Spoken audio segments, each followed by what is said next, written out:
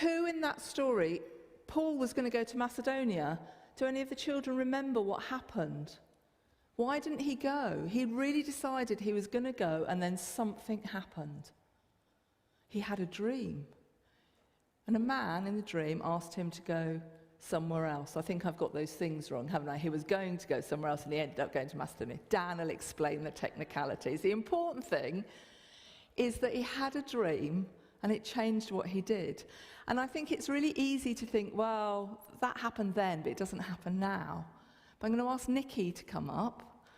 She's feeling quite nervous.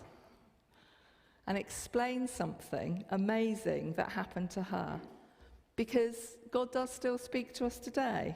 So, Nicky, you can take your mask off now, as long as you stay over there. Oh, I know, the whole earrings, mask, glasses, headset. It's a nightmare. You think God may have spoken to you. And Nicky said, well, I can't do it because I wasn't sure, but I don't think any of us are sure to begin with, so I really would like you to tell us your story.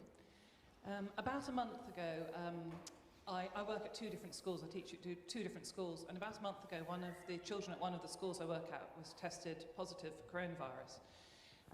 But I hadn't had any contact with this child, so I didn't have to self-isolate. And the night after I'd heard that this child had been tested positive, I had a real overwhelming sense during the night that I had coronavirus. And I woke up the next morning, and I felt a bit rough, but I didn't have any coronavirus symptoms. And I knew I hadn't been in contact with this child. I was like, oh, okay. And I took some painkillers and got on with my day and felt okay. And the following night, again, I slept really badly, and I just had this really overwhelming sense that I did have coronavirus. And I woke up again the next morning, and I had a bit of a cough, and I had been hot during the night, but I didn't have any of the symptoms. I just felt a little bit rough. But I felt convicted that I ought to go and get a test. So on that Sunday afternoon, I went to go and get a test. And on the Tuesday, the result came back inconclusive. And at this point, I was feeling pretty okay.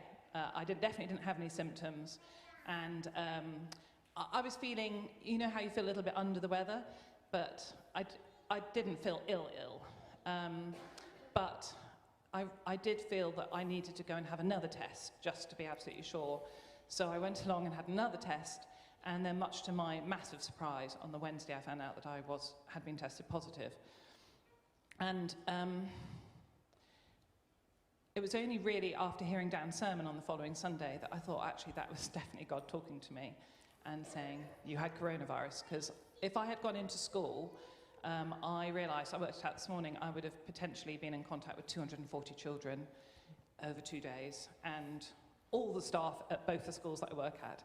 So the repercussions would have been quite enormous. And I was really lucky. I've had it relatively mildly. I've been quite breathless, and I have lost my sense of smell, which still hasn't come back. But I was off work for 3 or 4 weeks, so I'm hoping to go back tomorrow. So. Thank you. And I think it's really interesting that Nicky said that she wasn't sure, but I think we often aren't sure, and it's only by sharing our stories with one another that we'll become more confident about hearing the voice of God. Has it made any difference to your spiritual life? Oh, definitely. It's definitely made me think I really do need to listen and test things out, and just I've definitely put into practice listening to God more since then. Yeah, that's great. Thank you so much for being brave enough to share that, Nicky. Thank you.